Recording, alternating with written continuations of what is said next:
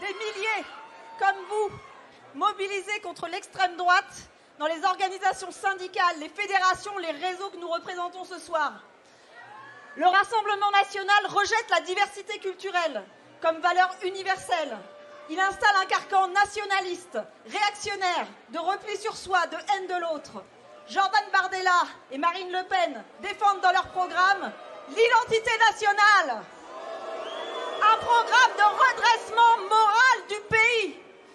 C'est dire la volonté de détruire la pluralité des récits et d'imposer une culture autoritaire, rétrograde et purement ethnique. Il n'y a qu'à voir la campagne de haine déclenchée contre Aya Nakamura. C'est une nouvelle invisibilisation des récits et des cultures qui se joue, et en particulier des personnes déjà minorisées.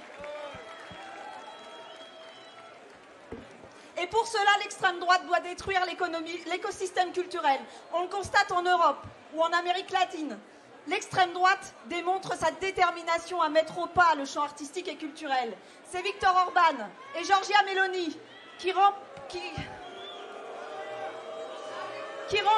les directions des établissements artistiques, qui coupent les subventions, qui cadrent les politiques publiques au service de leur idéologie néfaste. Et en France, aujourd'hui même, on ne compte plus les menaces des groupes d'extrême droite, très organisés, très relayés sur les réseaux sociaux contre des salles de concert, des lieux d'expression, des théâtres, des librairies.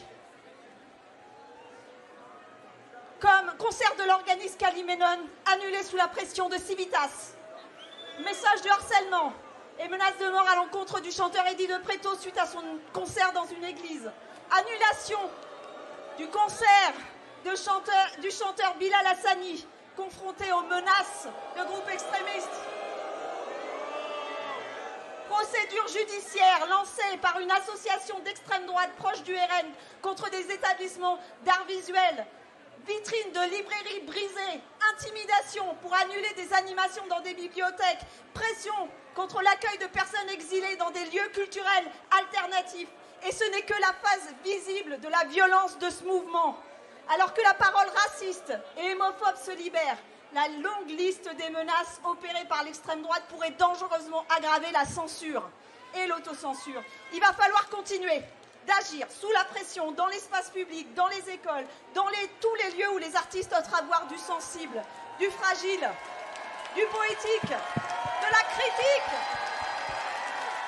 Il va falloir déployer la libre circulation des personnes et des œuvres. Il va falloir non seulement résister, mais se déployer encore plus fortement. Nos libertés sont aussi directement attaquées par Jordan Bardella et Marine Le Pen qui veulent privatiser l'audiovisuel public. Cette destruction du service public serait catastrophique pour l'indépendance et la pluralité des voix, alors que dans le même moment, Vincent Bolloré démontre sa mainmise sur des instruments de communication et de culture au service des idées de l'extrême droite. La transformation de CNews, d'Europe 1, du JDD ou encore les changements de direction de grandes maisons d'édition suite au rachat d'Hachette parlent d'eux-mêmes. Nos libertés se construisent aussi par les droits sociaux que nous avons à sauvegarder et à étendre. Marion Maréchal l'a dit, elle est pour la suppression du régime des intermittents du spectacle. C'est une remise en cause profonde de la protection sociale. Que dire alors de la construction d'un système renforcé de droits pour les auteuristes, pour les précaires? L'extrême droite est par nature antisociale. Le RN au pouvoir, c'est plus de précarité et moins d'emplois culturels.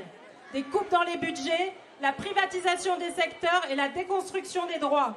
La remise en cause des corps intermédiaires, ce qui est dangereux pour la démocratie sociale et civile. Un dernier mot sur les menaces sur les territoires, car cela va se jouer là, dans les villes et les villages, en proximité des personnes. Là où les services publics, les structures et les équipes artistiques, les associations, les citoyens et citoyennes tentent d'installer des espaces d'expression, d'éducation populaire, d'alternatives et de débat public. Alors qu'elles sont déjà fragilisées, sous-financées, Alors que le contrat d'engagement républicain mis en place par ce gouvernement macroniste réprime déjà la liberté associative, le RN aurait le champ libre pour remettre en cause leur démarche. C'est pourquoi nous appelons à voter contre le RN et ses alliés. Il est urgent de faire advenir une nouvelle dynamique. Il est urgent de faire advenir une nouvelle dynamique au plus près des personnes par la participation de toutes et tous à la vie culturelle. Parce que l'art est l'affaire de toutes et tous, parce que la culture est le socle de nos relations, de nos émancipations, parce que nous sommes toutes et tous des êtres de culture, désireux de rencontrer l'altérité. Mobilisons-nous pour défendre les libertés d'expression et de création. L'art est un espace public. La République, l'art est public, c'est nous.